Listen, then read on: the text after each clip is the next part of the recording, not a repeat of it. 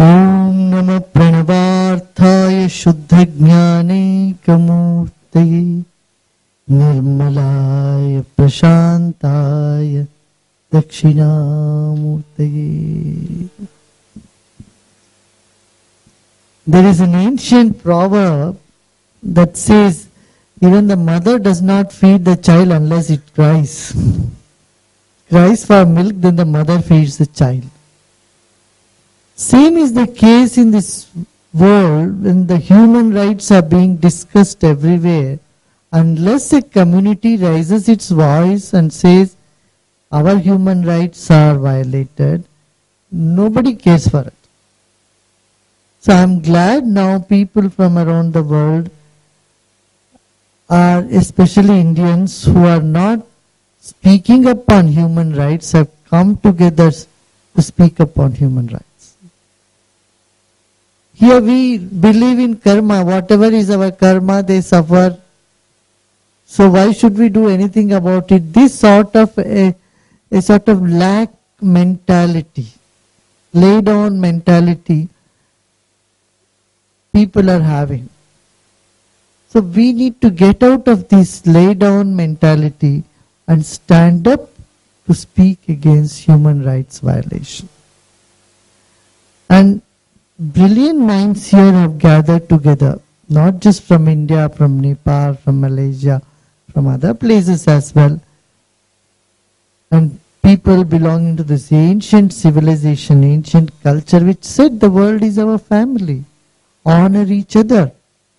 You know, when you have so much tolerance, it should not be mistaken for agreeing for any human rights violation or giving up one's human rights.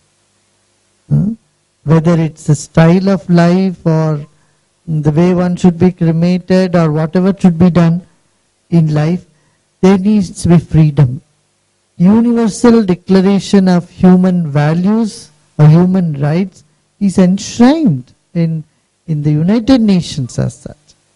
So we need to see that these human rights are honored by both people and the government. Now, on one hand is rights, another hand is the values. Without values, rights are not exercised properly.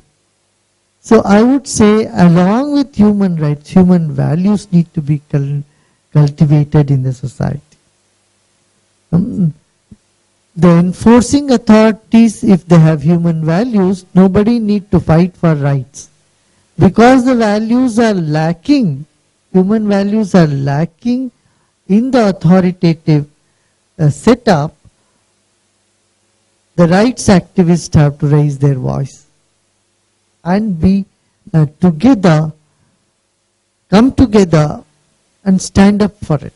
As I say in Hindi, you have to stand up against ajnana, ignorance, anyaya, injustice, abhava, lack in the society. This is our dharma. And ashaucha means impurity, impurity inside and pollution outside. Pollution inside and pollution outside, we need to get out of it. Why I am saying this, it's all interlinked. When people have pollution inside, they create pollution outside and they violate others' rights. You know, the violation of one's human rights by some people is because they are not with a pure heart and pure mind. So spirituality is so important to remove all these four impurities, imperfections from life and from society. What are they? Ajnana, anyaya, abhava and ashuchitva, these four things. Ashucha, yeah. Ashuchitva also is said. Shuchitva means purity. Ashaucha. That has to be cleaned. Inside, outside cleanliness have to be brought. So, human rights violation have to be identified. Those who do it, those who violate these human rights, they need to be educated, and with compassion they need to be punished also. If they don't learn by education, they need to be educated to due law, international law, however it should be done. So now, one thing is, we discuss in this conference, we can discuss about all the injustice done and we all feel, oh, so much injustice is done, and we just go back home. That is no good. We should, along with discussing the injustice that has been done, you need to find the solution also. And act on the solution. And bring about this awareness. See, you conduct any program, there will be thousands of people. But when you say human rights, discussions are going on, many people have apprehensions, many people stay back. They don't want even to participate because they are scared of the authorities. You see what happened yesterday, the newspaper today, it has come, what Baba Ramdev's 4th June incident, where peaceful demonstrators were being fired upon, and Supreme Court has come very heavily on the police. I don't think it's just the police, but those people who are behind the police also have to be taken care there. Because the police, they've just acted by the orders. You can't hold them responsible for their action because they are doing their duty and somebody has given them the instructions.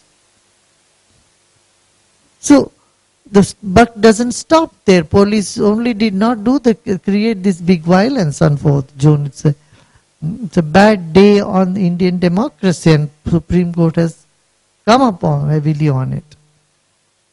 But there need to be more work done that such incidences don't repeat.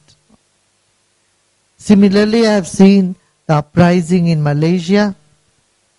So many temples have been erased to ground, and then it seems they have promised and they have rebuilt a couple of them also.